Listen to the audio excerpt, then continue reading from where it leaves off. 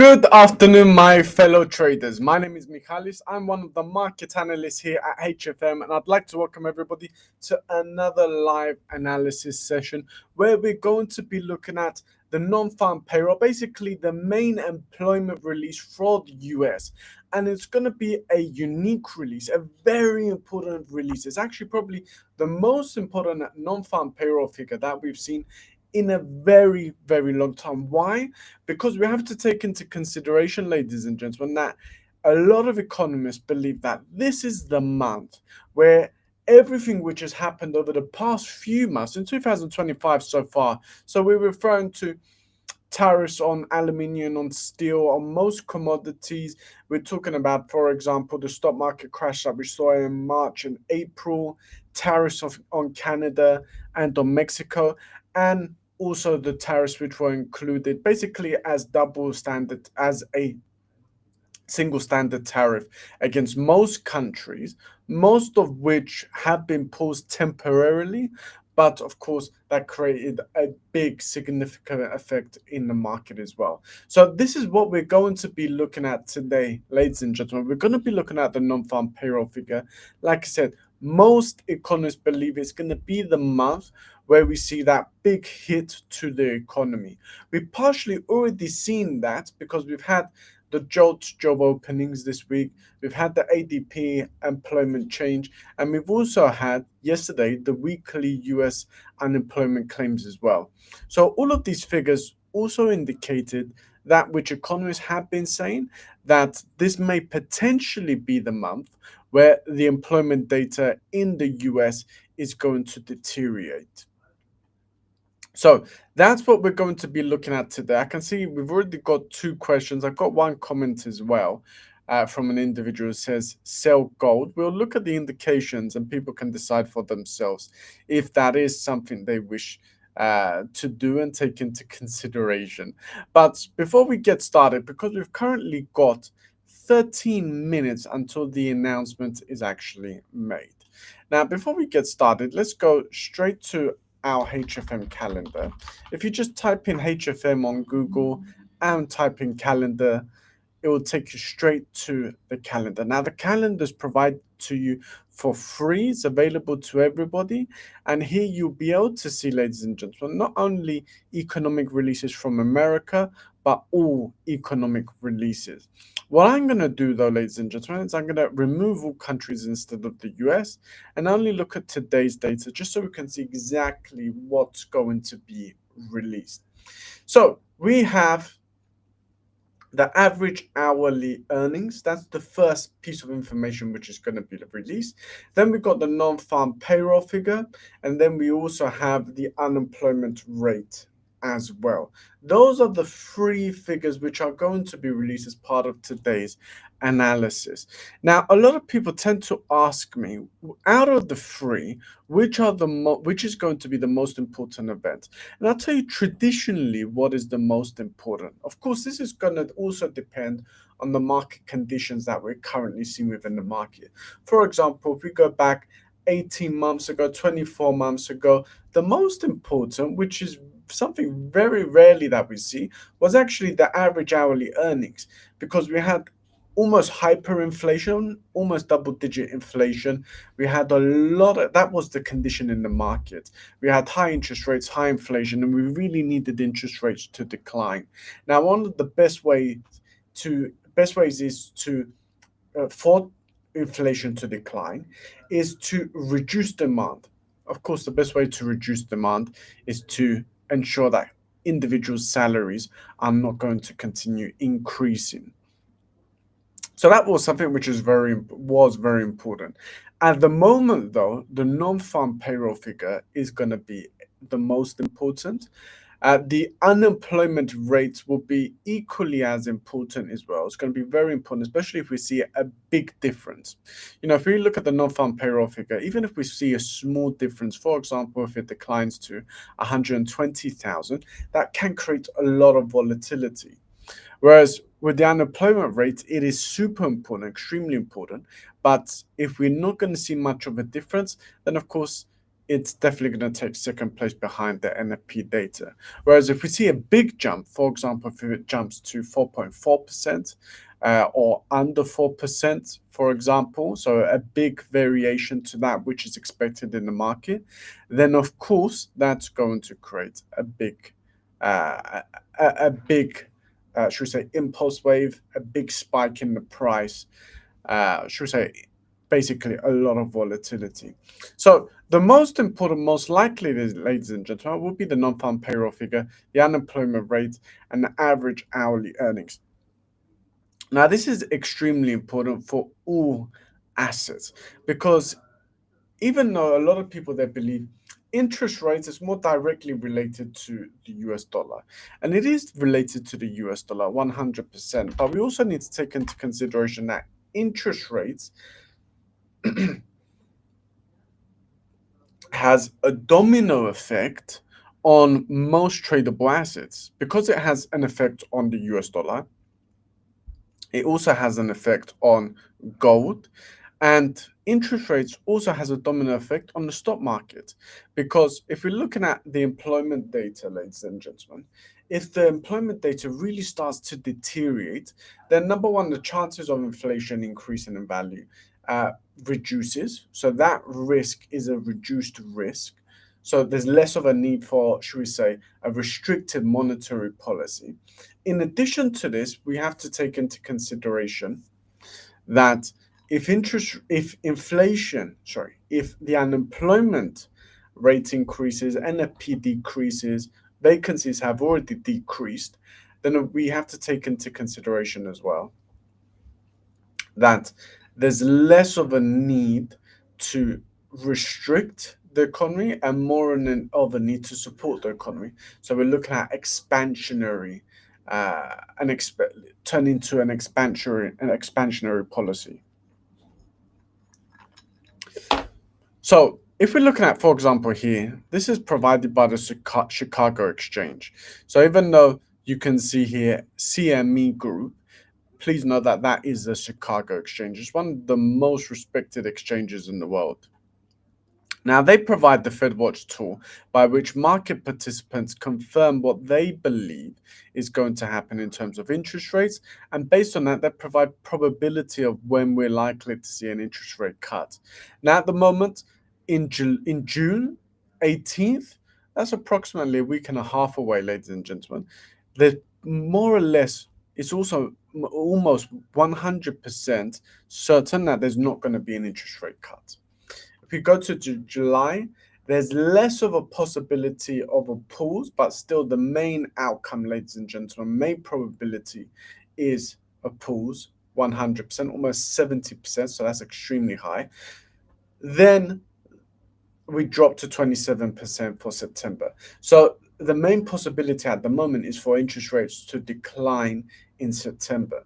Now, based on today's data, if we're going to get data, for example, such as the non-farm payroll figure declining, should we say to 115,000 or maybe 110,000, something along those lines, the average hourly earnings, it comes in still at 0.3% as expected.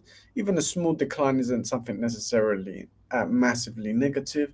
And the unemployment rate, it jumps up to, for example, 4.4%.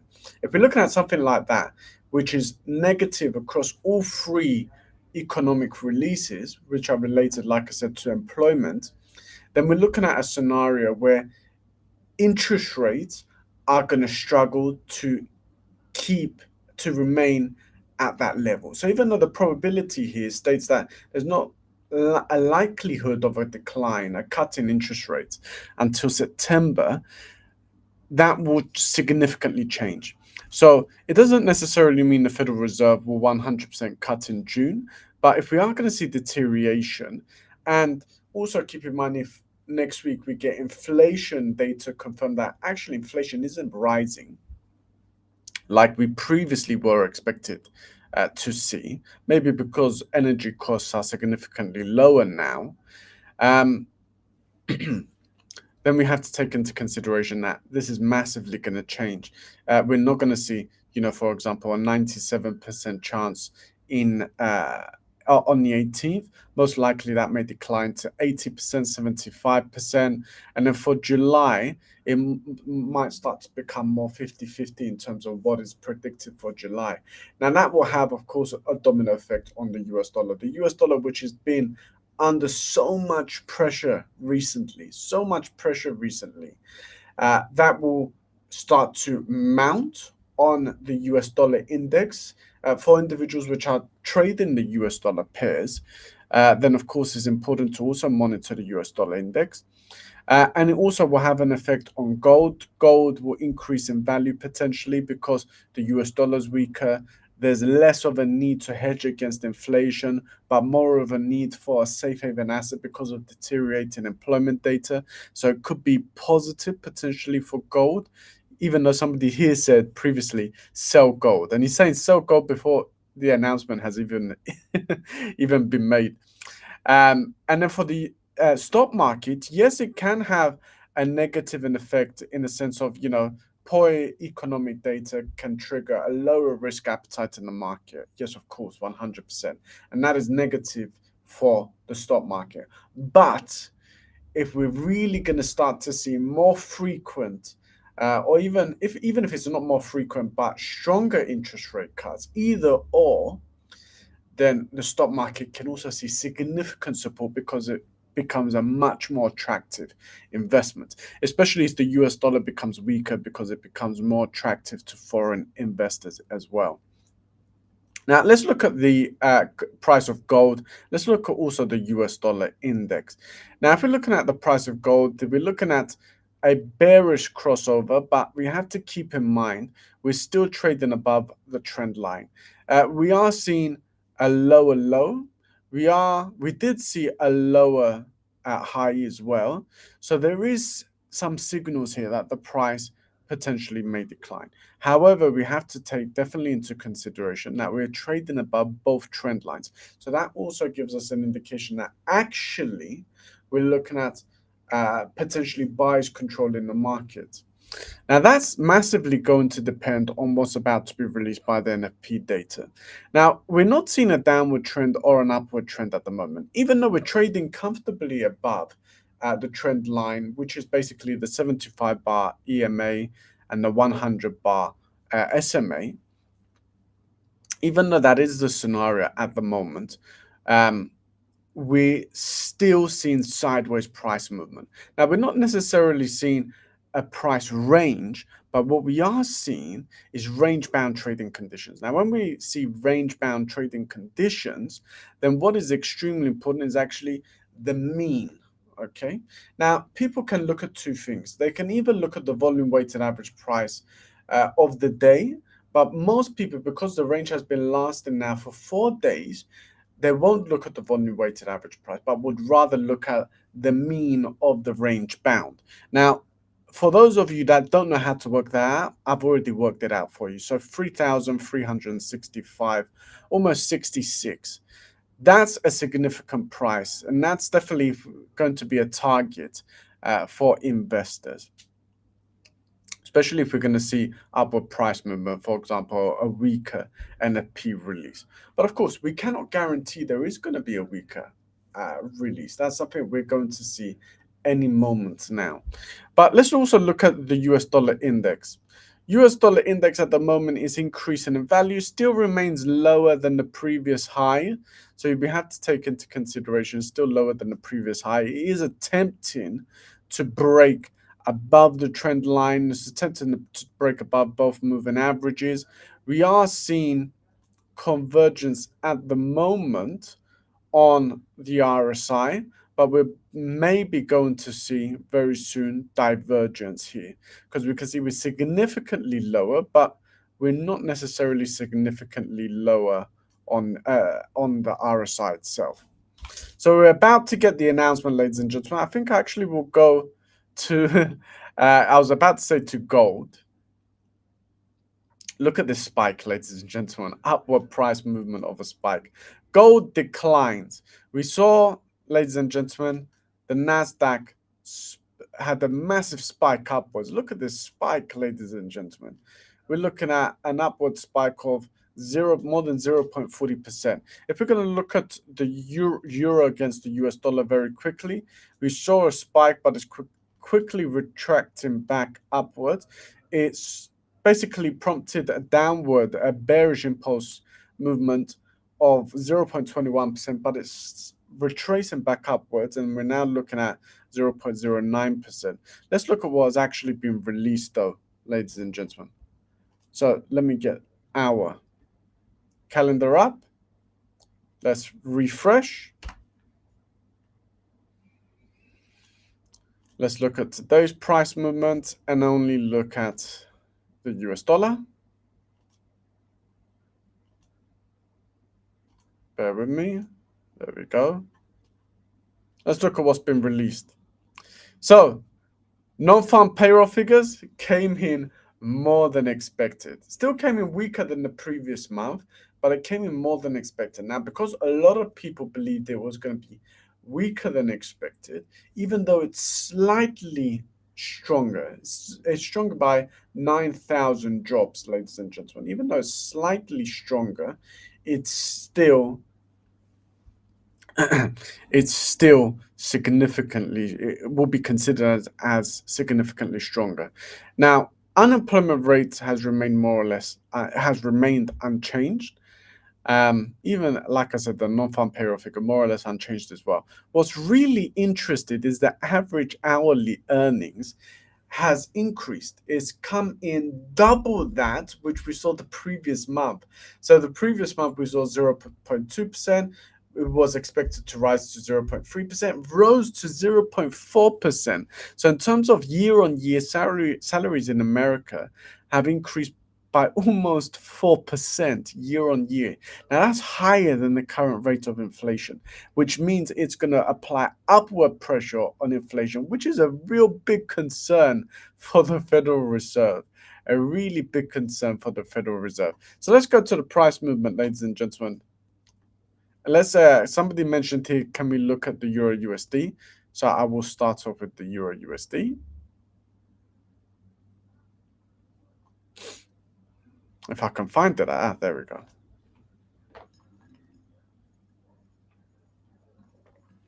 Now, if we're looking at the Euro USD, we're looking at a bearish crossover, but a lot of volatility, and we're looking at an upward correction.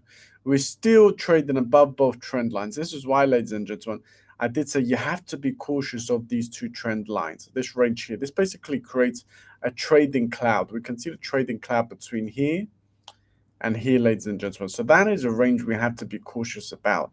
This is why a lot of the time on our live analysis sessions, we say, when we're taking into consideration this, we have to also take into consideration that the price, if it is going to see downward price movement, to aim for that range at first. So a slightly closer take profit, for example. To be honest, that's quite a strong take profit.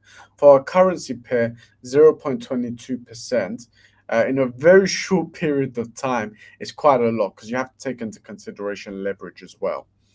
Now, that trend line was honored very accurately, and we're looking at upward price movement at the moment as well. Now, the announcement itself is actually something which is positive for the US dollar because NFP was higher and the average hourly earnings was also higher. Unemployment rate remained unchanged. So the possibility, ladies and gentlemen, of there being an interest rate cut isn't getting any closer. So the scenario still is going to remain more or less around September 2025. So that could actually be positive for the US dollar. So we've got, ladies and gentlemen, here more or less a neutral indication in terms of the 2-hour time frame. It's neutral because we need to break below these trend lines in order to get a full 100% signal materialize, indicating downward price movement in favor of the US dollar. Unless we're able to do that, we cannot get that signal. But we've got a bearish crossover, ladies and gentlemen, that's for sure. We've got lower lows, lower highs as well, and we are trading at a good level on the RSI. On the RSI, we're trading at 46 points. So that's also indicating a bearish bias as well. So if we switch to a 3-minute time frame, Let's bring this back like this. We can actually see all the way the Fibonacci retracement levels here. Now we're looking at a very big price range, but what we want to see is momentum being regained. Now normally a lot of traders, they'll look at 65% of the retracement being regained. So we can see we're definitely seeing a downward trend. How do we know that? We can look at this, ladies and gentlemen.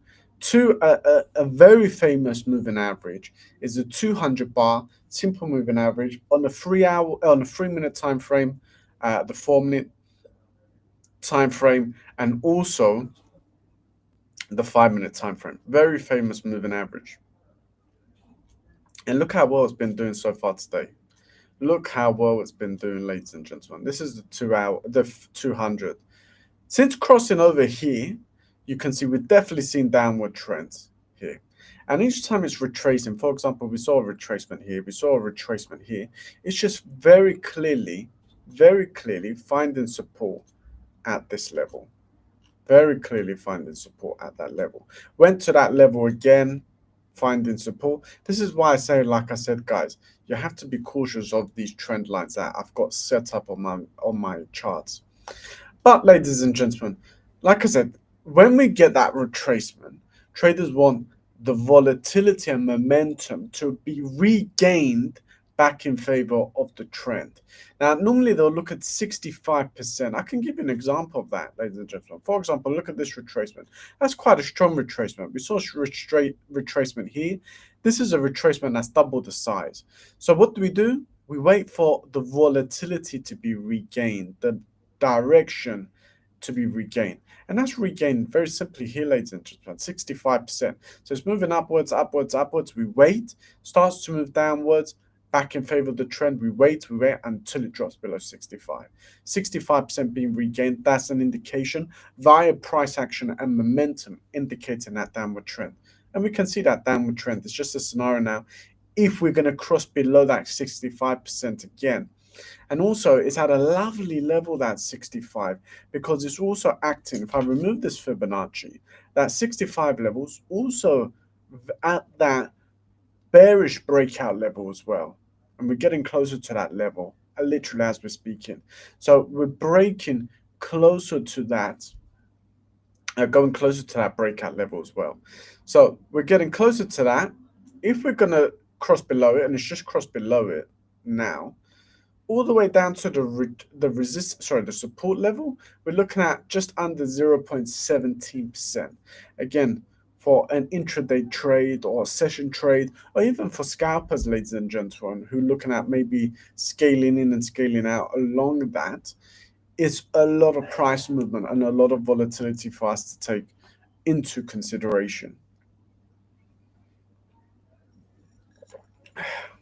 Apologies, very hot here in the head offices.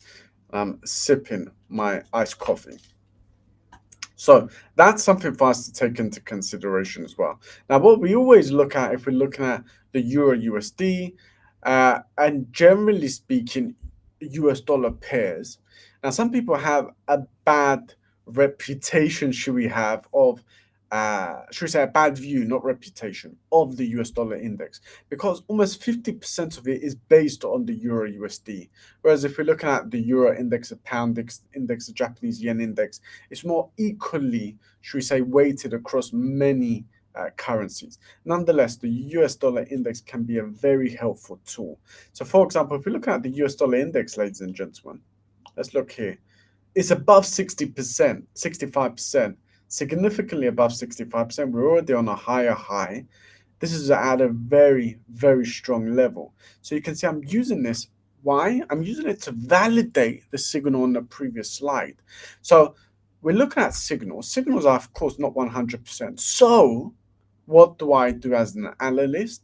I will validate that signal. There's different ways in which you can validate a signal. The first way is, of course, I'm validating it through the US dollar index. I'll even go to the 2-hour time frame, and you can see the US dollar index now, even though it's on a lower low, it's lower than this high here, we're still looking at a higher high here.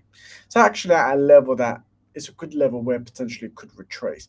But I'll ignore that for the time being because it's also being driven massively based on news at the moment. But we're also attempting to break above that trend line. We've just broken about above it actually. Latest crossover is bullish crossover. We're trading higher also on the RSI as well. So we've got kind of a sense of almost another indication that the price is undersold. So underbought, should we say, not overbought, underbought. So trading slightly below its intrinsic value. That's something we can take into consideration as well. So how else can I validate it? As Michalis, as a market analyst, how else can I validate it?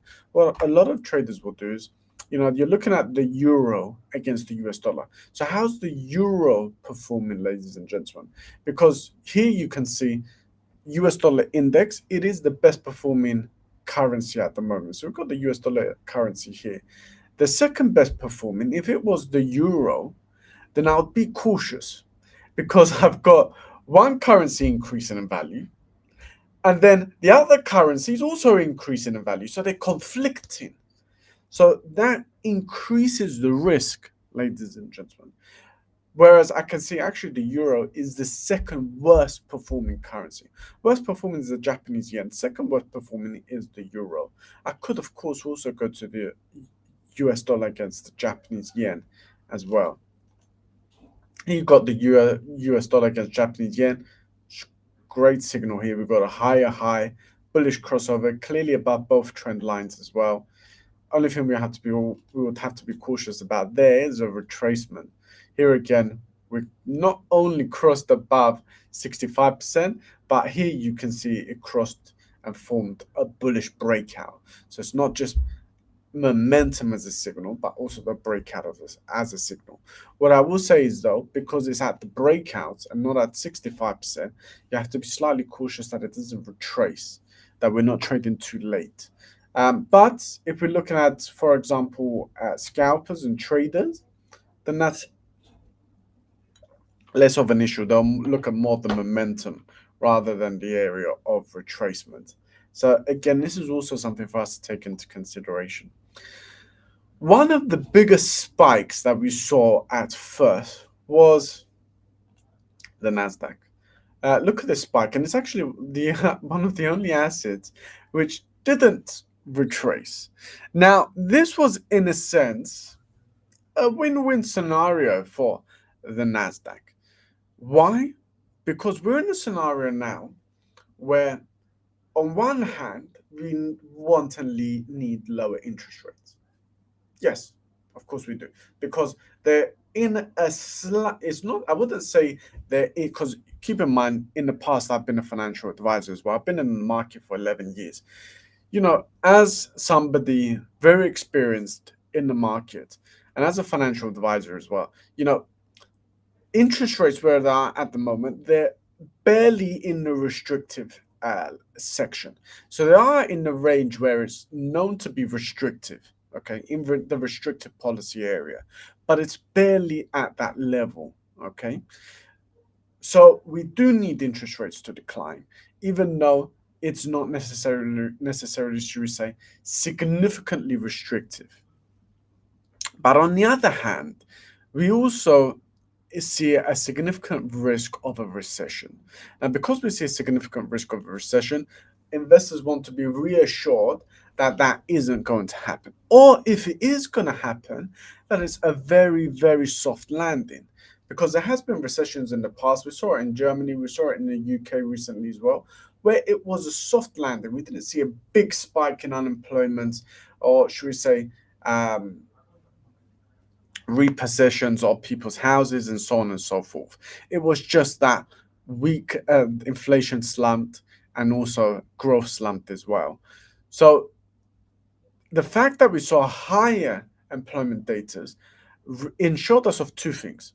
Number one, there's not going to be there's not going to be a recession potentially based on the data that we are seeing, as previously thought that there would be a recession. Or number two, if there is a recession, it's just going to be a soft landing, a temporary dip, and should we say stagnation rather than a significant economic decline, which is known in economics as the plow. That's not something we're going to see, should we say, a massive downturn. Now, that's, like I said, because of that, it's kind of, in a sense, a win-win scenario for the stock market. And maybe this is potentially why we've seen such strong upward price movement, like I said, without a retracement.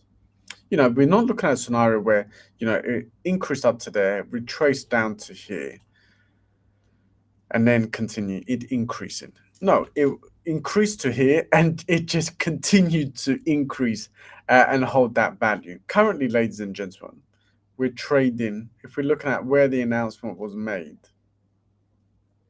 we're currently trading almost 0.5% higher in the space, ladies and gentlemen, of, in the space of 12 minutes for on average.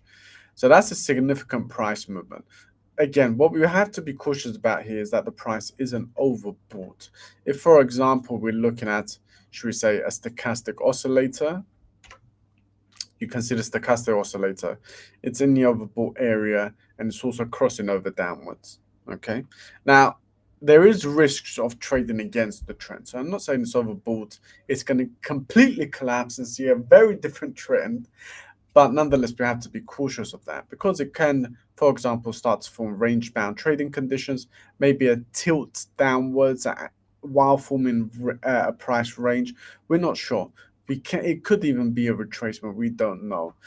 It's just you have to be cautious when you're trading against the trend. Now, somebody's asked a very good question here. I can see it literally as I'm speaking. As I'm speaking, ladies and gentlemen, we can see that, somebody says, what if the retracement is going to form and I want to trade in favor of the trend? It's very simple. You can, if it's retracing, for example, here, which is a retracement measuring 0.29%.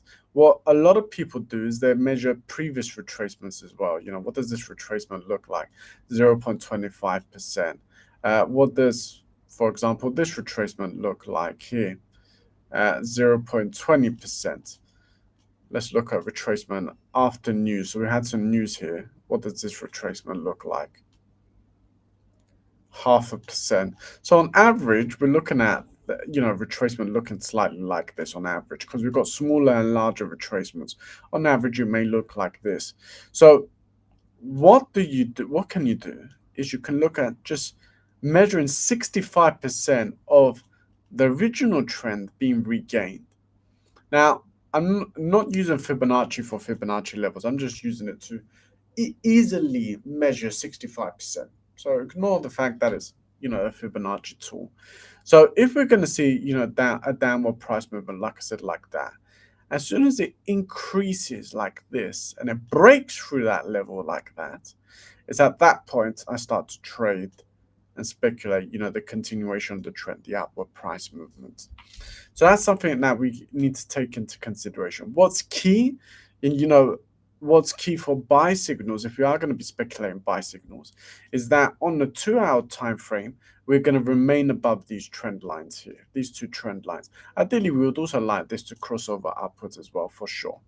But ideally, we want to be above both trend lines and above the 50 level on the RSI. On our chart here, which is the 3-minute chart, what's important is that we remain above the 200 bar moving average. If we're not above the 200 bar moving average, then we actually are seeing a bearish bias, should we say. For example, here you can see we're below and we mainly saw a bearish bias. So somebody says here resistant level at 3344. Let's look at that.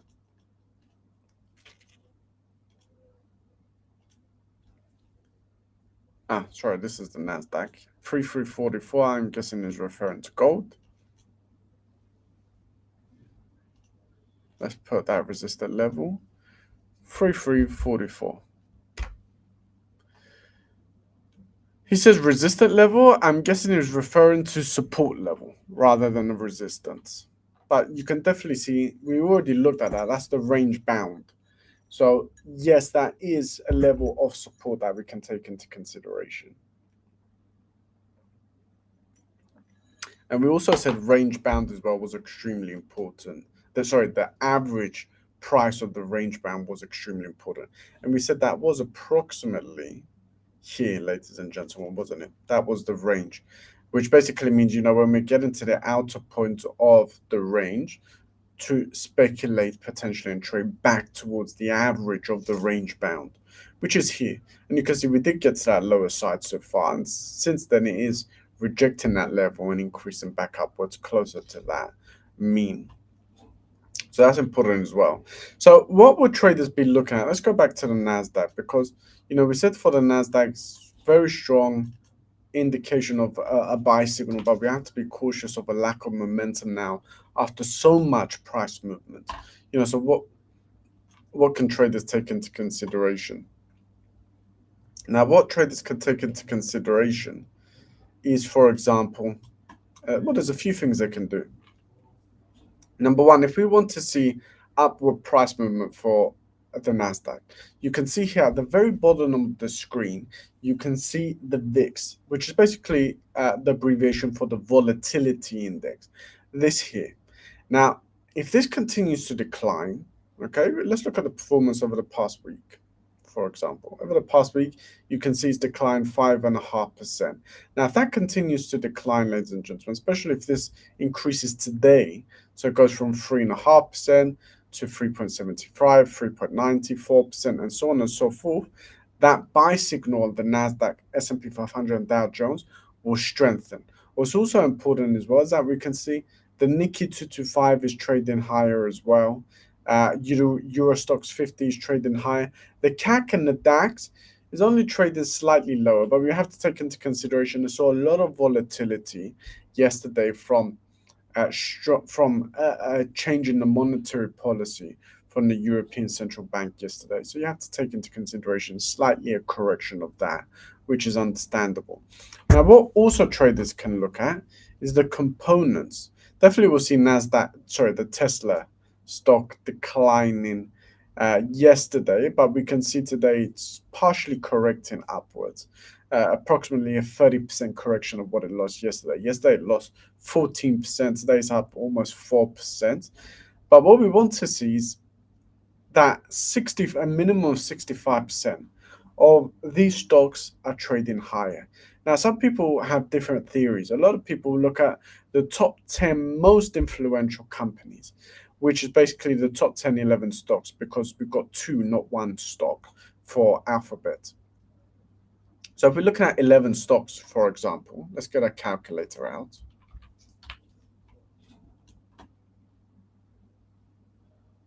Where's the calculator though? Bear with me. Let's try that again. Calculator. There we go. So we can see the calculator here, ladies and gentlemen, and we can see 11 basically stocks and one stock decreasing in value. So we've got 1 over 11, so that's 9% basically. So 91% of those 10 companies are increasing in value. 91%. If we're looking at all stock, another theory, like I said, is instead of it being the top 10 companies, some people will look at all stocks which hold 1% and above, and some people will look at all stocks with 0.5% and above. 0.5% is basically the 31 most influential stocks. If we look at 31, we have 1, 2, 3 stocks which are trading lower. So 3 divided by 31. So again, should we say that's 10 because it's 9.96. So let's say that's 10. So 90% of the stocks with the highest weight, again, are increasing in value. So that's, again, validating what we are seeing here on the NASDAQ.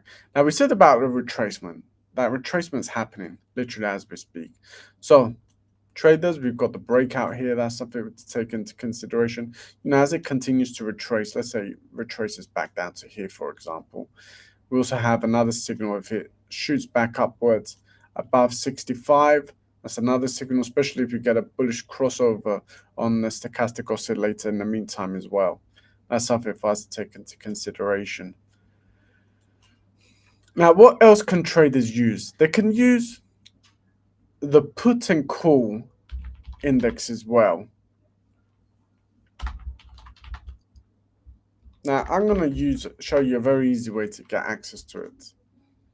If you look here, Fear and Greed Index, which is provided by CNN, and you go down, you can see the put and call options, which is basically the put and call ratio.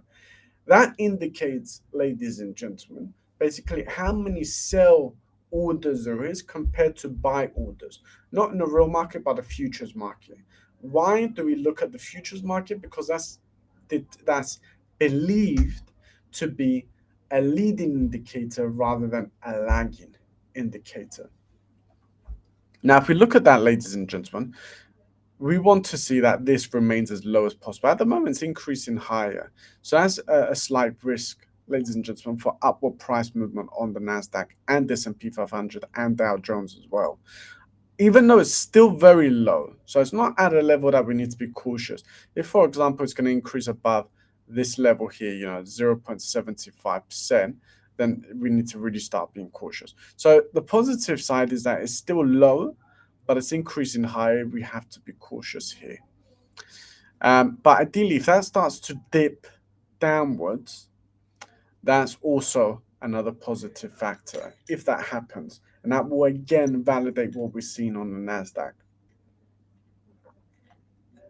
But again, this is a big if. This is if we do get that price movement, ladies and gentlemen. So let's look at potential setups.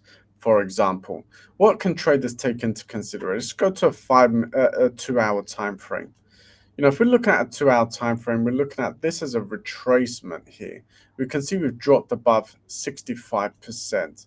Now, based on that, if we've dropped above 65%, a lot of people will put a secondary buy.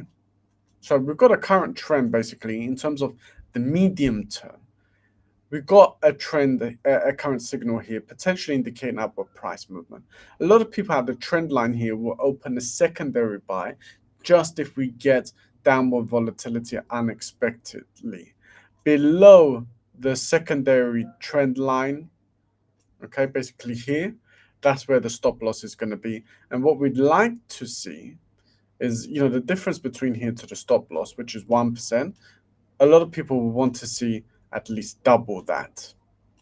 Okay, so basically 2% for our target. 2% target is basically here. 22,163. 22,163. There we go. So that's where the target is going to be, ladies and gentlemen. So we've got a signal here, secondary buy as a backup, stop loss, take profit all the way up here. But like I said, this is for the medium term. It's for the medium term, ladies and gentlemen. And if you look at the medium term, there's benefits to look at the medium term and the short term scenario. I've got a question here. I'll quickly answer this question. I've got 2 questions. Okay, so this is the NASDAQ, ladies and gentlemen. Second question.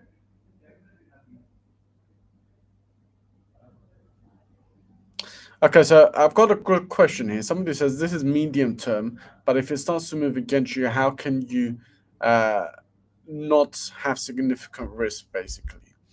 What you can do, ladies and gentlemen, is if you're going to get downward price movement, you can hedge in the short term. So, for example, like I said, sell signals will start to materialize if we get below, our moving average here. So here, you can hedge short price movements. For example, looking at 0.9%, for example. That's 0.9%. And then after that, again, you'll hedge again, another 0.9%. And then another 0.9%. So we're hedging multiple times in the favor of the new trend, but against our original target here. If it It's just a temporary retracement before the continuation of the upward price movement. It's not an issue because they're very short-term hedges. We're not hedging the overall price movement. It's just short-term hedges, like a scalper, for example. So if we see, for example, a dip like this and then increases in value, it's still a profitable trade, and we're not losing our profits because we're hedging. In no way, shape, or form is that the scenario. So that's something we can take into consideration. Even if we're opening, this buy signal here and we're speculating upward price movement, you can still go into a 3-minute time frame and look at multiple short-term trades. Again, 0.09%, for example, like this, like this, like there's just multiple short term in favor of that original trend, original trade as well. That is basically to maximize profitability while the price moves in your favor as well. And you also lock in short term profit as while waiting for that longer term profit also. So, ladies and gentlemen, that brings us to the end of today's session because we've been speaking for 45 minutes. Very quickly, let's have a recap. Average hourly earnings, ladies and gentlemen, came in at 3.9%, much higher than previously expected. Okay, that's the same as the previous month, but it was expected to decline by 3.7%. Non-farm payroll figures came in higher than expected as well. The unemployment rate remained unchanged. So far, the best performing is the NASDAQ, ladies and gentlemen. Very quickly, let's see what's happening in the market. This is the NASDAQ. Strong upward price movement. Let's look at the euro against the USD. Let's go to today's price. Mainly downward price movements, so in favor of the US dollar, but we are seeing a retracement there as well. USD JPY, strong movement in favor of the US dollar. We're looking at gold. Gold, up and down price movement, but again, it's in favor of downward price movement again. That's also in line with what the signal we're seeing here, the 200-bar trend line. We've also got a downward crossover here on the stochastic oscillator. Last thing I'll look at is oil. Strong upward price movement for oil as well. So, ladies and gentlemen, that's it for now. Hopefully you enjoyed today's session and that you found it educational. Don't forget that we have week in, week out, every single week, at least 2 webinars which we provide for free. So you can watch webinars about strategies, about entry and exit points, about improving your trading, about the very basics and even more advanced aspects of trading as well. So that's provided to you for free. And don't forget that when you join, you are able to trade with no swap fees for a limited time, which is an absolutely amazing feature. So that's it for today, guys. Enjoy the rest of your afternoon. Have a lovely weekend. Trade safe, trade responsible, like we always say. And hopefully you found today's session educational and informative. In the meantime, goodbye.